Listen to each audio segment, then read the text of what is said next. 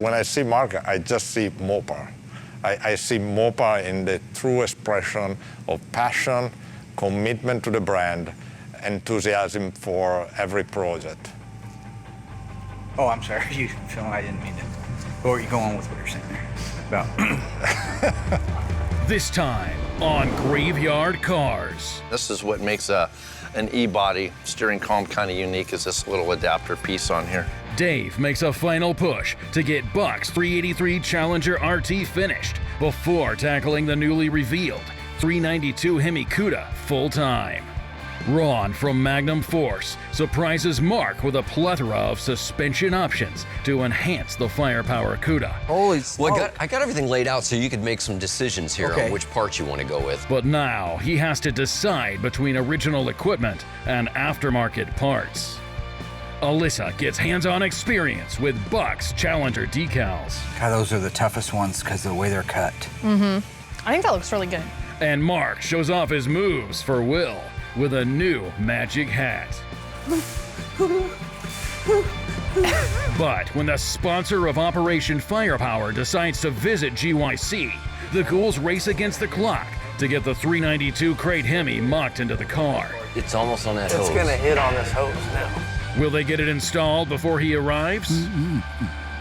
Find out on this episode of Graveyard Carz. They're coming to get you, Barbara. It has been established that the buried dead are coming back to life. I'm Mark Warman, and together we bring dead muscle cars back to life, to exactly the way they were on the day they were born.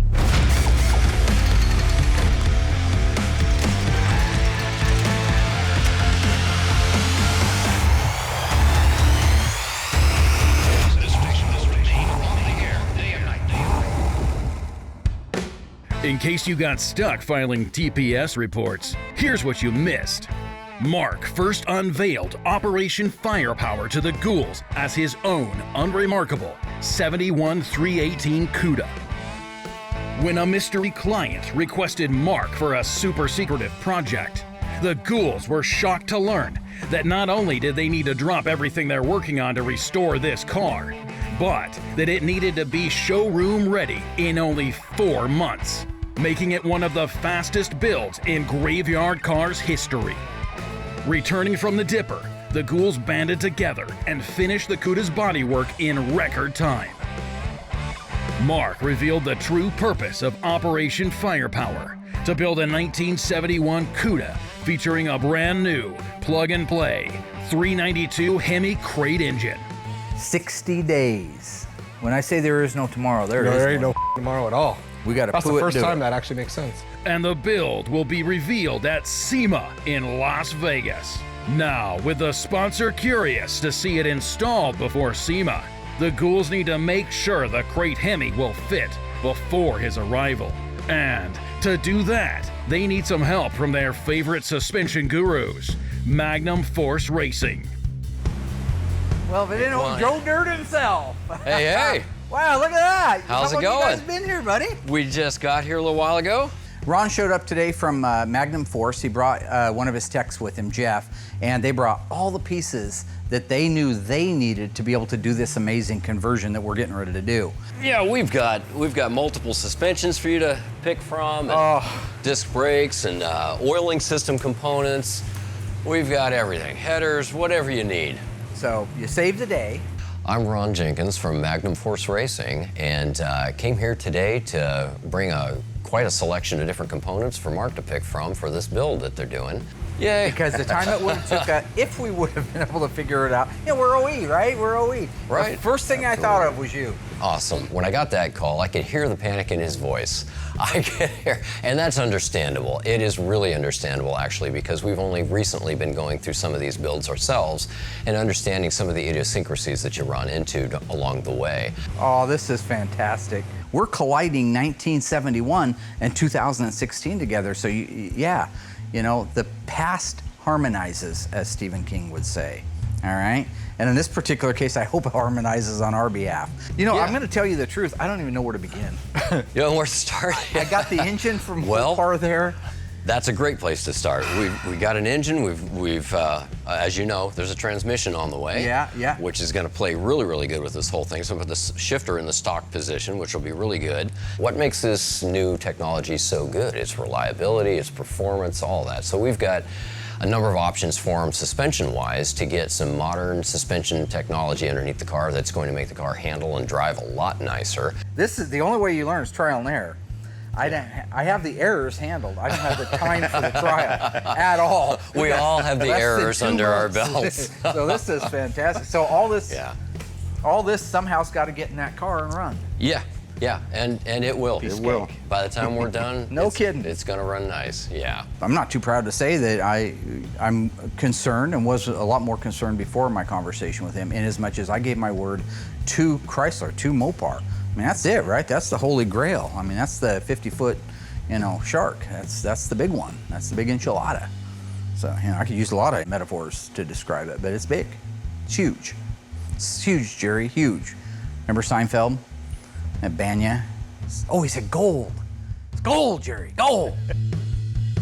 While Magnum Force lays out their new gear, Dave gets to work on the steering column for the Firepower CUDA.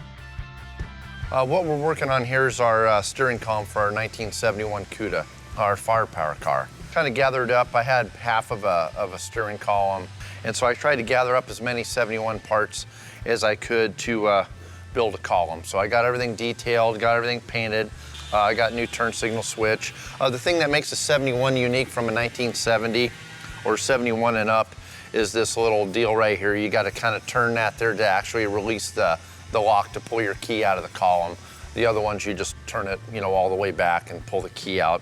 But in 71, they went to this locking steering wheel. What's unique actually about this steering column in particular is on the end of the shaft, you normally would have a style of a coupler, which I got like right here. So this is the normal coupler you would have, which would be in conjunction with this piece right here, and there's a boot and then your steering shaft. So this would be on the end of your steering shaft that would hook to your standard OE, steering box.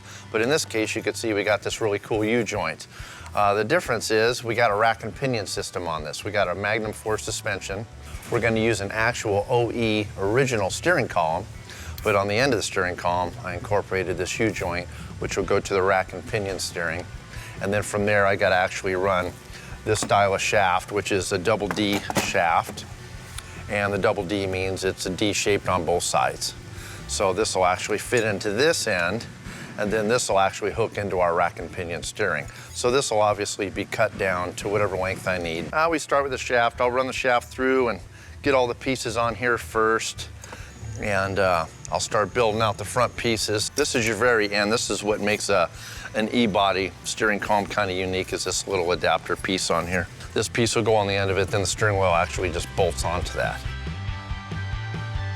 Now that Ron's had time to organize his buffet of parts, it's time for Mark to choose how the new crate Hemi will be mounted in the 71 CUDA. Hey. What'd you do? There was a CUDA explosion, and that's what we get. Remember that from Tommy Boy after he ripped the door off? What'd you do? Last time I was out here, this was all up there. Holy smoke. Well, I got everything laid out so you could make some decisions here on which parts you want to go with and stuff. I have a tendency to gravitate towards which direction I think you're going to go, but we can talk about some of the idiosyncrasies of the individual components and stuff. I'm actually blown away that Ron had the fortitude to bring so much stuff with him and give me the options. I would just be grateful if he was here to help Big Brother it, but I mean, he brought everything. I brought you options. I know what kind of cars you like to build and that sort of thing, and we can go any direction you want to. That's one of the cool things about the modular suspension, is that it's designed to utilize our dropped spindles, which use Mopar brakes, which means your stock Mopar 73 and up brakes, like the CUDA. Yeah. Exactly. Let's say I'm going to 15-inch wheels. Well, you don't have room to put 14-inch six-piston stuff on there, so you have to do what you have to do. Sure. In that case, you've got the spindles to take the stock brakes. To take the 73 and up rotor with the bigger bearing. Exactly. And that'll accommodate my 15.7 rally wheel. So my goal on this, of course, is that outside to look really stock as we can make it look, even though we got all this craziness under the hood. Knowing that they've already been down every one of these roads in the last, just ironically, couple of months, really makes me feel comfortable that we're not going to have any trouble, too much trouble, getting this car done by the deadline. So the next task I reckon I got to do is go through here and pick. Yeah, Is that right? you do. Yeah, you got some choices to make.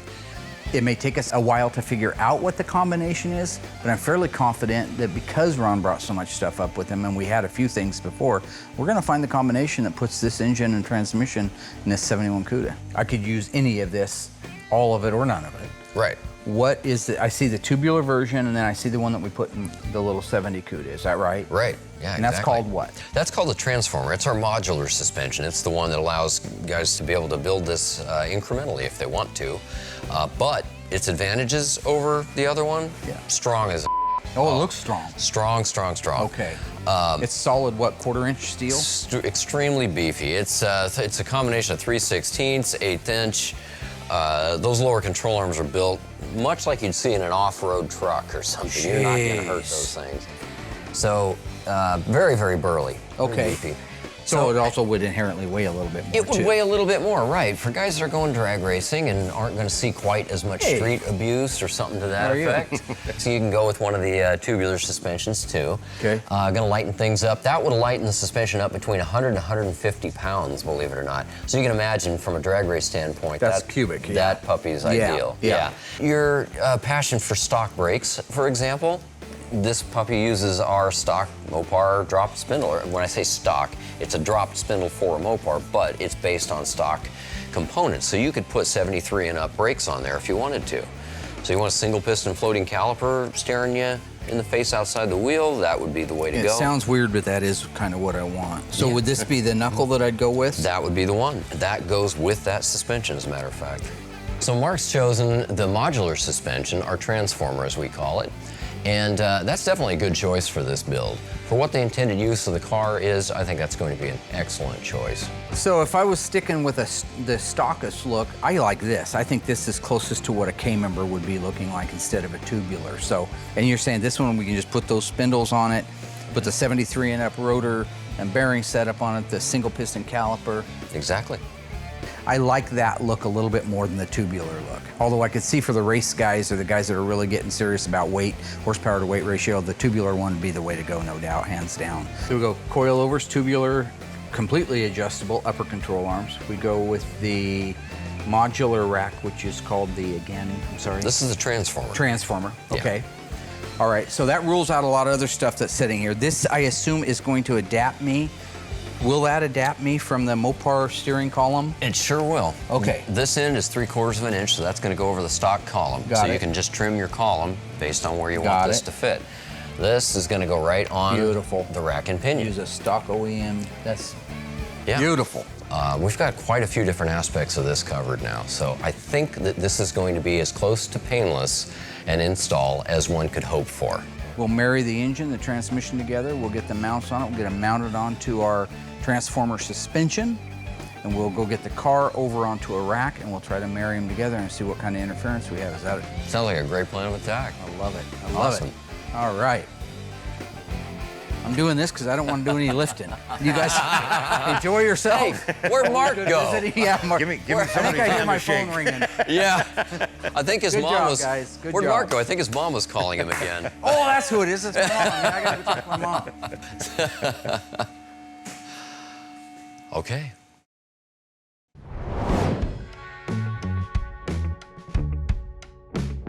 Well, we got a pretty good part of our steering column put together here, but I'll kind of show you a little bit of how it works here.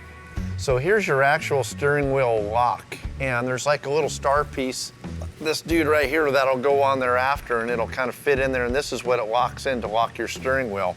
So whenever your key goes on, you can watch that thing pop up, and it pops up out of the way, so this will turn free, or else your steering wheel won't turn whenever you're driving. So that's like your ignition on position, so everything's out of the way. Now, whenever you turn your key off to shut it off, you can see this doesn't come down. So it kind of is in a lock position. You got to depress this button down. Once that goes down, then that'll turn all the way, and you can take your key out. Everything seems to be working good, and I kind of cycle everything, make sure everything's working. I got everything greased in there. I'll shoot a little bit of lithium grease in here and stuff to keep that kind of lubricated and keep it working properly, and then I'll just keep building my piece out. So the next piece will go in, will hold my bearing and everything, in which will center the shaft, and then I'll be able to get this piece on there to lock the the column and build out the front part of it. So we're almost done.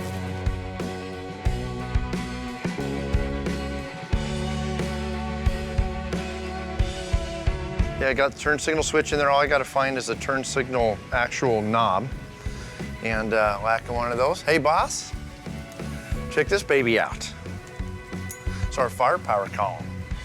That looks really nice. So you got the organosol and then the little bit different shade here. You got the glossy base down here. You got our Detroit joint on the end of the shaft. That's a good job. Yeah. I'm way ahead on the SEMA car. It's still in paint, which is great. So being ahead's always a good thing. So if I can get all my parts detailed out, all laid out and ready to go, as soon as the car comes in here, I can just bang away at it and just knock it out really fast. What's Will doing? Is he actually close to painting on that CUDA? Yeah, he's really close. So we're getting down to the wire now. So I'm just got everything set up. I mean, all our pedal assembly, brake booster, everything's lined out, ready to go in the car. Wow. I'm gonna go torture him because he likes to go home at he starts at 8 in the morning and goes home at 8:15. Yeah. So that's a short day for anybody. I want to make sure that he gets it done. Me, 12 hours a day. Yeah. Dave, 9 hours a day. Will, 15 minutes. Yeah. So. Have you seen his magic hat lately? No, but I brought in a spare. Pretty snazzy. Oh, that's nice. You want? Yeah, no, go for it. Hey, I know what cool. Yeah? Get a magic hat. I got to get the magic hat. Yeah, so everybody's. I'm gonna go see if Will wants to put the magic hat. Yeah, see if he wants to put it on. Willie, I got the magic hat.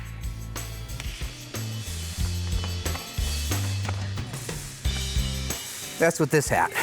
No, dumb. I see your hat. Can we not put it in the... Oh, you dumb. You got just sealer on my. fucking said. Well, what, you painted 8 seconds ago? Yes! You half-wit? I just said don't throw. Now it ain't his magic. Why would you do that? Okay, so getting ready to put the door in the booth, get some paint work done. Mark's probably heading back up front. Can you use that? You don't think so? So stupid.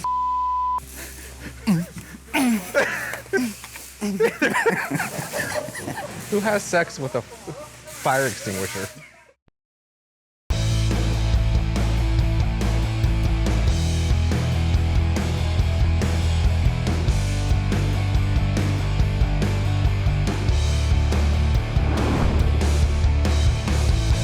You know, everything's coming along really good. You know, all our classic auto air stuff, I was finally able to actually install it in the car. So I got our beautiful heater box in there. Dash has been installed, rear seat, all the carpeting. You know, so it's really coming along very quickly now.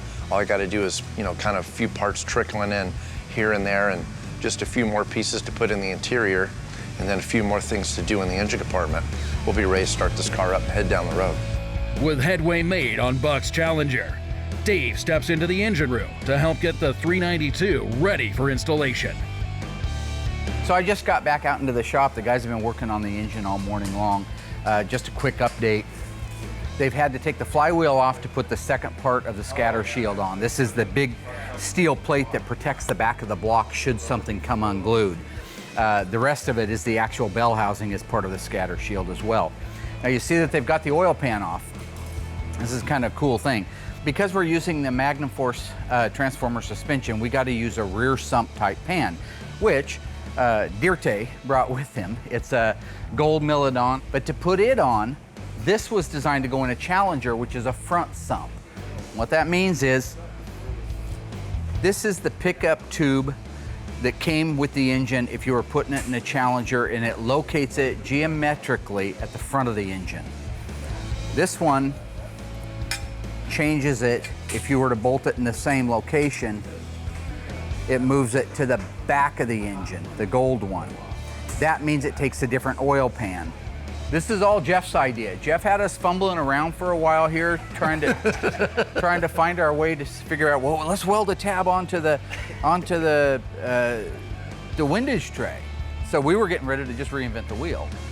An old Cool Breeze, the old bull up on the top. Remember, there's the two bull. There's the young bull that wants to come down and nail all the chicks, and then there's the old bull sitting up on the top that says, "Nah, let's just go down there and take our time and do one at a time." I don't know what the metaphor is. Anyway, he knew what the answer was. He just wanted to make us figure it out on our own.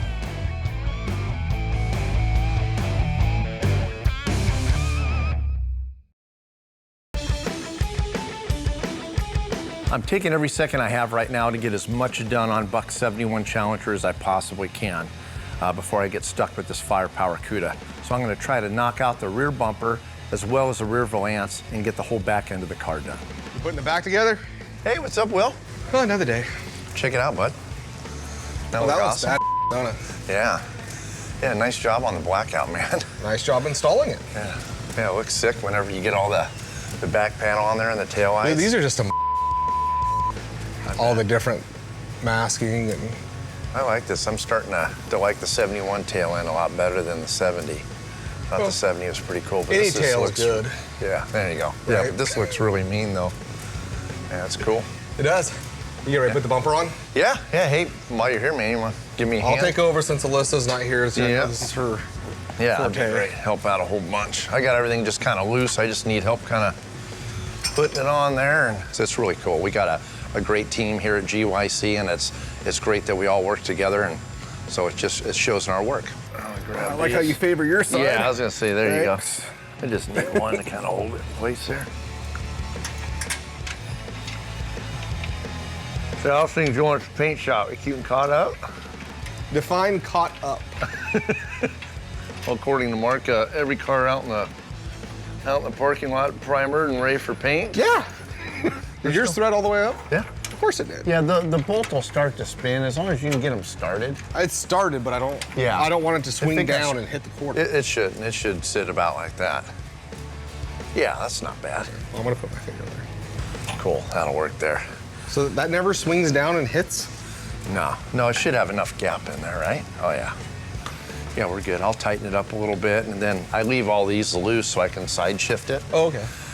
What's left in the back is, like I was saying, rear gravel pan, exhaust tips, and then I'll just start kind of working from the back of the car to the front. So this car's about done then, isn't it? Yeah, drop the radiator in there, and we should be able to fire this thing up and hit the road. I've never been in a muscle car that has AC. Really? Yeah. That works. Yeah. Yes, I should say. Yep, now that the back bumper's on there, I just got to do some final adjustment on it, get it sitting there perfect, get the rear gravel pan on, exhaust tips, button her up, back end of the car's done. Sounds good, buddy. Yep. Hey, thanks for your help, man. You're welcome. Let me know if you need any more. All right, buddy.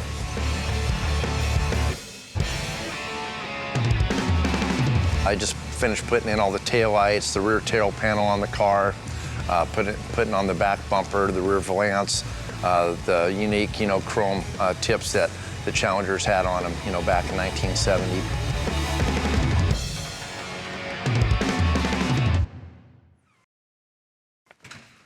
Oh, Willard!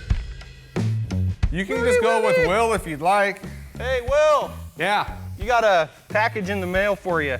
Hey, from who? It looks like a fan or something. It says to my favorite knee shaker, Will Scott. Dude, Can't even well, rip there this. might be documents or something in there. Yeah? Maybe it's a magazine. Ah, no. It's a hat for you. Oh, is it? Yeah. Oh, there's a note. You want the note? You want to read that? Yes, it's a do-rag. It's like a nurse's hat for the Sounds doctors. like a doctor. Yeah. Who likes the Knicks? What's up with? What up, homie? That's why. New York I don't Mafia in the house. That's why I don't put that hat on. Yeah?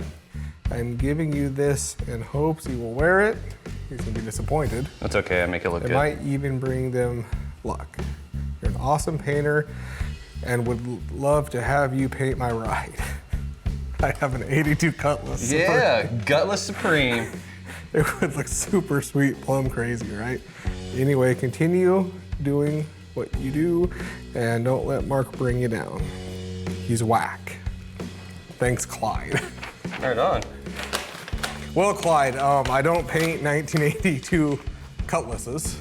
I've had a couple Cutlasses. I That love doesn't them. surprise They're me. great. Well, I'm sure you do. Yeah.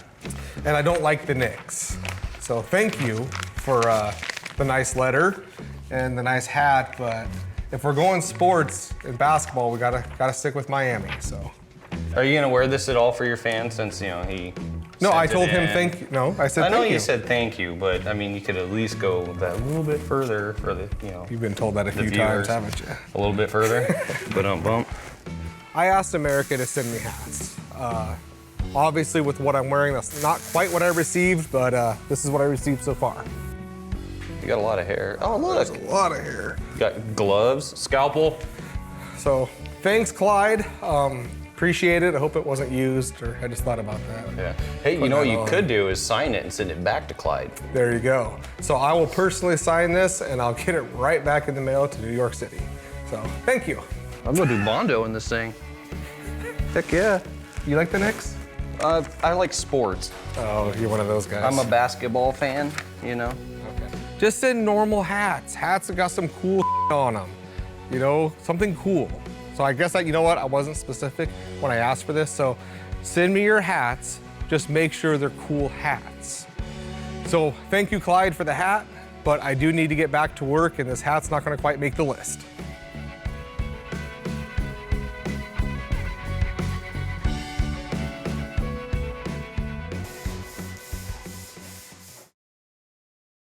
Dave is doing a phenomenal job on the Challenger, coming along nicely. Excited to see that one go back to the owner. I've got a few minutes downtime over in the machine shop, so I'm gonna round up Alyssa, have her give me a hand doing it so she knows how they go on right versus how you can easily do it wrong. But I think it'll help Dave out at the same time. Alyssa and I are just doing the final graphics on our 71 Challenger RT. It's our Gringo 383 formal roof. It gets the RT decal, all right? So we're gonna install this on it. I have the original engineering plans. Handful of guys in the world have these. This is a copy of the original engineering plans that show exactly where it's at. It's got the center line of the hood here, and then it's showing that it's 40 inches from the leading edge, B, to the beginning of the top of the decal. After we do that, we do have the scallops. These are blackouts that go on the scallops of the quarter panels. Oh, those are cool. We'll put those on. So the first thing we want to do is we want to take our tack cloth. We know that it's going to be somewhere in the middle of this hood here. Ching, ching, ching, ching, ching, ching, ching, ching, ching. So it's gonna look cool. This car has a lot of decals. Yeah. Doesn't it? 71, they really started getting, 70 and 71, they started getting pretty loaded up with that stuff. So are we gonna use the application gel or are we gonna use We'll your little use the solution? app gel when it's time. We want to lay out a measurement. Okay. So I'm gonna grab a piece of tape. The quarter is going to be our mark for the center line, 26 1/4. So I'm gonna put that at the center right there, okay? So right here is the sweet spot, right? Top of the letters go right here, and then the center line of the decal goes right there. Okay. Okay. This, we're gonna wanna slop this around, sloppy Joe. So how come you're deciding to use the application gel instead of your little Because this is a really small decal. Okay. The odds of getting air bubbles in this, you'd have to be pretty to do something like that. Well, Pretty indeed. Then we gotta eyeball the center line. Then we're going to take a tape measure, and we're gonna measure from this edge to the beginning of the writing here, which is exactly 20. Right there is 15 sixteenths, 19 and 15 sixteenths. This one is 19 and 15 sixteenths, so that's dead needs to center. go up a little bit though, right? Let me set it. Gaga goo goo now. What is that? I'm trying to trick your eyes. You're trying to trick my eyes I'm trying to trick my eyes. into seeing straight? Isn't that why you have glasses on? God, those are the toughest ones because of the way they're cut. Mm-hmm. I think that looks really good. I would almost say the same thing. I think that's it. I like it.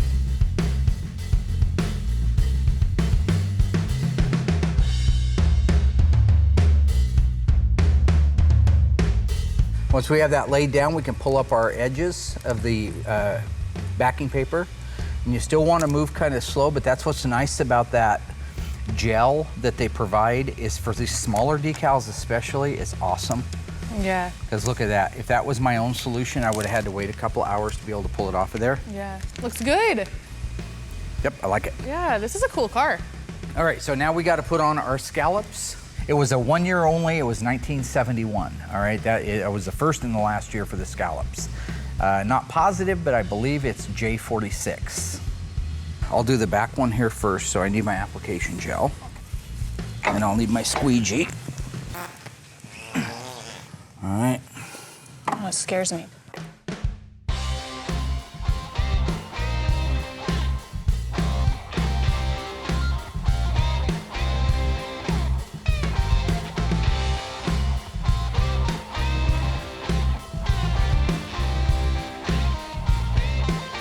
So I'm just gonna let that evaporate for a while. Right now it looks like they're right on the ridge where they belong. Yep, right up against the car, right? Yep, right up against the car. And I am going to let you try one on the other side. Okay. So. Got the back one, because the front one gave you a little bit of problems, so. Yeah, do the back one. Wipe it down with a tack cloth, make sure there's nothing in there, that's good. Don't press too hard. Okay. Because the honey on this will go off on that. This has honey on it. Oh, okay. So you don't want to press too hard, okay? And now you don't want to get these wet, remember? 'Cause Yes. That destroys them. Do we have any extras of So these I ones? put these away somewhere safe while you're playing with that stuff. Is this the one for the back? Yep. Where's the other one at? It's on the table. Okay. Do you probably need more than that? Load that mother bear up. Okay. You don't have another set of these if I mess up, do you? No, I don't. Oh, God. Nobody, just for the record, Uh-huh. has ever messed a pair of these up. Not even once. You've never. Never. They're the easiest ones in the world to do. Okay. Maybe that's easy for me to say since I can't even get the apparently you backing can't paper get the off. back- of it, yeah. right? So Can you even see it, though? I can see it. Can we do it? Go ahead. Yeah, go ahead, nubs. Little First of all, fingernail it's right nubs. here. Look at this. Okay, I know. I did that on purpose. What? All right, go ahead and put it on there. This is the right direction, right? Yeah, fit it top to bottom.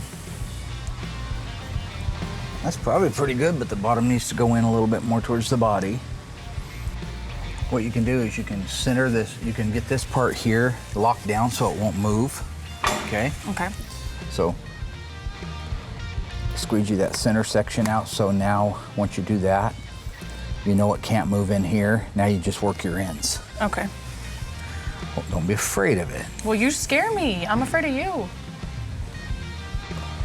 Okay. I'm a bad guy. Okay, so I think the top looks good. So. See how it's trying to pull it away down there? You want to push it in while you squeegee.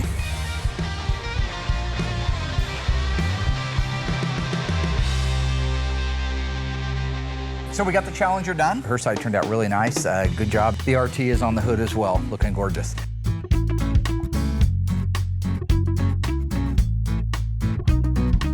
They're getting ready to put the transmission on. So that means all the other things, the oil pan, the scatter shield, which is the bell housing, all that stuff is in place. And that's what you see now is they've got the transformer, which is the one we chose to go with versus the tubular one, is down there into position.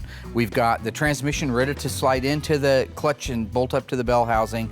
Once those two things are married together, we'll be able to take this over and let the CUDA down on it and see how we're getting for a fit. Now, hopefully it's a good fit and we don't have to do a bunch of cutting.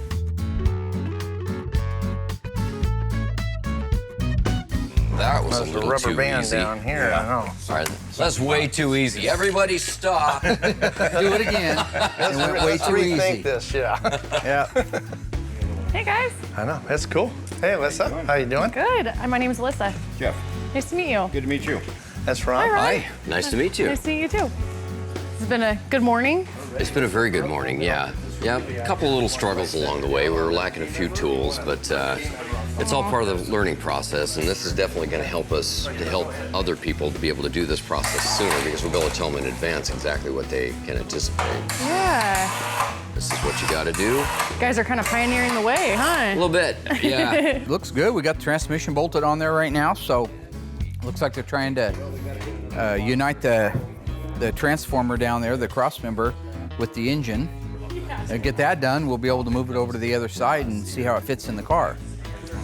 Yeah, we're gonna make it fit. It's, being that those lower control arms are a lot wider, it kind of obstructs the back position here. If you see on the K-member, these are your two bolt holes on the K-member. Our dolly is set up into where those pins right there are supposed to go in the back one, but it obviously won't because the control arm's in the way. A standard Chrysler control arm is set back here that the torsion bar goes into.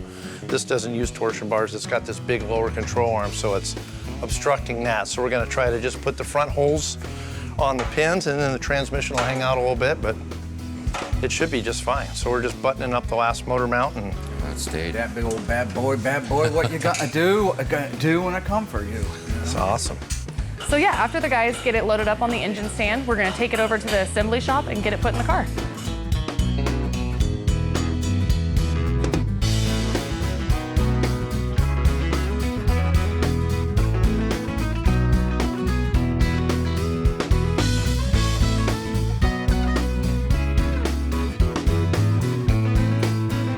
All right, let's insert this bad. Ready? All right. Well, it's not too bad. Back end will need to be kicked over a little bit, I think. Yeah, easier said than done. Nice and gentile. More? Right there, I'm thinking. Okay. Go ahead and go down, Mike. Yep. Yeah, because we're gonna hit that wiring harness there. Whip it, and whip it good. It's nice not having a fan or nothing. Well, this one certainly leaves us a lot more room than the other Hemi we put in. Yeah, a ton more. Lord, that thing was a tight fit. Yeah, it looks pretty good on the firewall. Not looking bad? Okay. Right now we're centered up on the center bar. From the standpoint of clearing the engine compartment, beautiful, phenomenal. Yeah. This header looks like it might hit the frame rail. How do you No, look we got at it? about an inch on it. Okay. Yeah, Well, we're still looking pretty good. I think you're looking good on the K members. Because So. once it gets up past that, too, we can move this Hey, around more. Hey, Jeff. That's pretty Jeff. close now. Yeah. You know what still didn't get cut out? Huh? These reinforcing brackets right here didn't get taken out. So Which we're ones, about these to- here? Yeah, these. We can do that after, but that has to Oh, we go. always have to take those out just for the K member, huh? Yeah, it's gonna sit against that. Do we just want to leave it where everything right where it's at? Yeah. Go straight up? Yeah. Okay.